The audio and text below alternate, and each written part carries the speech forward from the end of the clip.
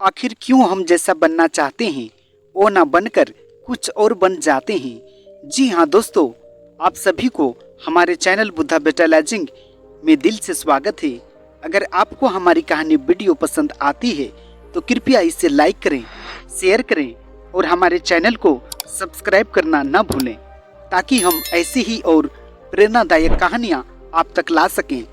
जो कोई भी इस कहानी में बताई गई बातों को अमल करेगा वो कभी अपनी जिंदगी में असफलता का सामना नहीं करेगा, क्योंकि ये बातें सिर्फ सुनने के लिए नहीं बल्कि जीवन में अपनाने के लिए हैं। मित्रों, बुद्धा बेटा लैजिंग पर हम आपको ऐसे ही प्रेरणादायक कहानियाँ और जीवन की सच्चाइयाँ बताते हैं जो आपकी सोच और जीवन को एक नई दिशा देंगी। आइए इस एक कहानी के माध्यम से जानते हैं।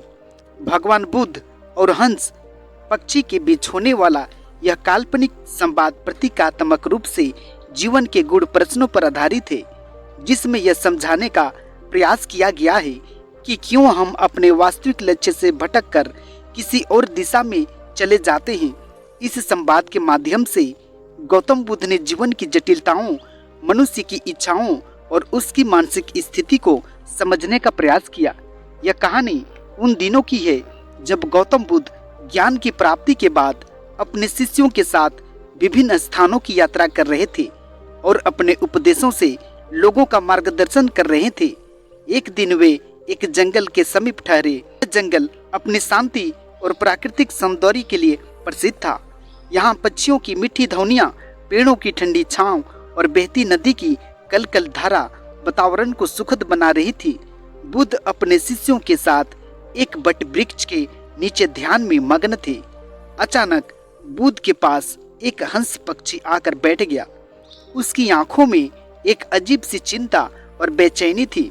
बुद्ध ने अपनी आंखें खोली और हंस को देखकर हल्के से मुस्कुराए। उन्होंने महसूस किया कि हंस के हृदय में कोई गहरी पीड़ा छिपी है। हंस विनम्रता पूर्वक पूछा, हे तथागत, मैं आपकी शरण में आया हूँ। मेरे मन में कई प्रश्न हैं जिन्हें समझने में मैं असमर्थ हूँ। आप कृपया मेरे इन सवालों का जवाब दें। तब गौतम बुद्ध शांत स्वर में कहा, पूछो हे हंस, जो भी तुम्हारे मन में है उसे निसंकोच प्रकट करो। हर समस्या का समाधान ज्ञान और धैर्य से संभव है।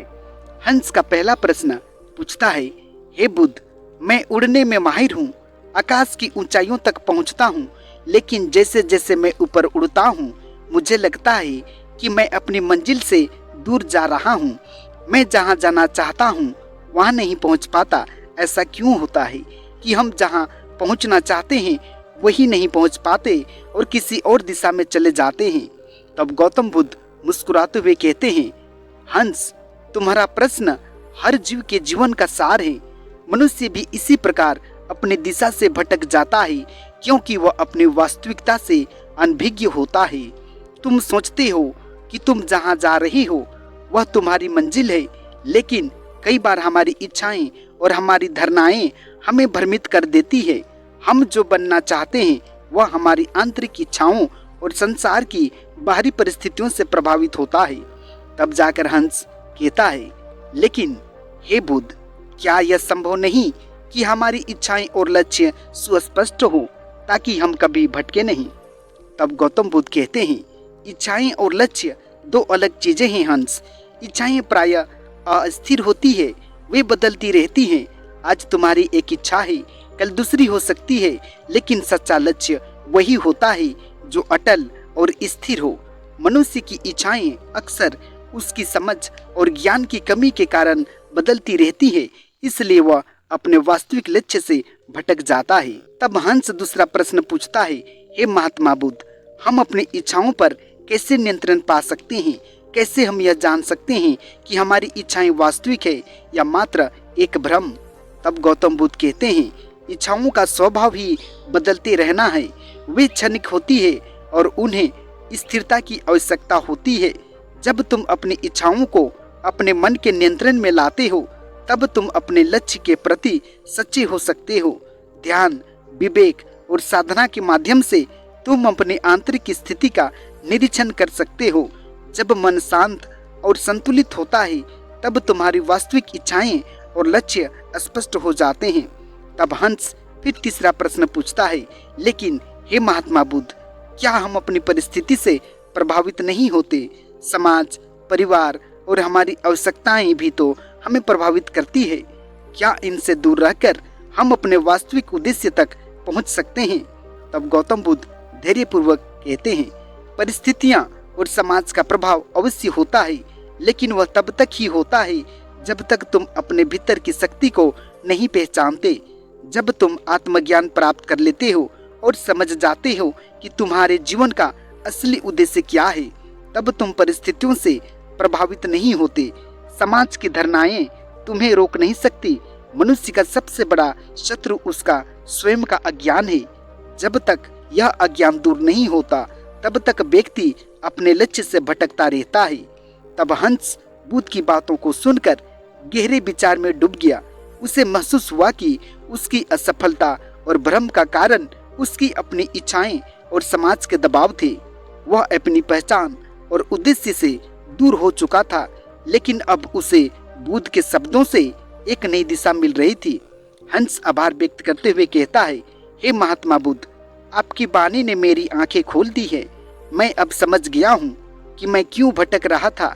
मेरे भीतर की इच्छाएं और बाहरी प्रभाव मुझे मेरी मंजिल से दूर ले जा रहे थे, लेकिन अब मैं अपने मन को शांत करके अपने वास्तविक उद्देश्य को पहचानने की कोशिश करूंगा। तब बुद्ध मुस्कुराते हुए कहते हैं, हे हंस, याद रखो, हर व्यक्ति के भीतर एक गहरा उद्देश्य होता है जिसे वह तभी जान सकता है जब वह अपनी इच्छाओं और धारणाओं से मुक्त होकर आत्मनिरीक्षण करता है। जीवन में हमें अक्सर यह भ्रम होता है कि हम जो चाहते हैं वही हमारा लक्ष्य है, लेकिन असली लक्ष्य वह होता है जो हमें आंतरिक शांति और संतोष प्रदान करता है। तब बुद्ध ने हंस से कहा, जो तुम बनना चाहते हो उसके लिए सबसे पहले यह जानना जरूरी है कि तुम वास्तव में कौन हो। ध्यान और साधना के माध्यम से अपने भीतर के सत्य को जानो। जब तुम अपने मन के भ्रमों से मुक्त हो जाओगे, तब तुम्हें अपने वास्तविक लक्ष्य का बोध होगा।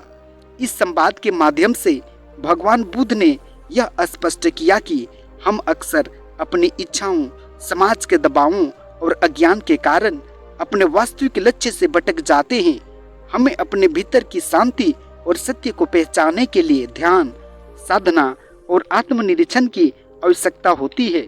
जब हम अपनी इच्छाओं को नियंत्रण में रखते हैं और अपने मन को शुद्ध करते हैं, तभी हम अपने वास्तविक उद्देश्य को पहचान सकते हैं और उसी दिशा में अग्रसर हो सकते हैं।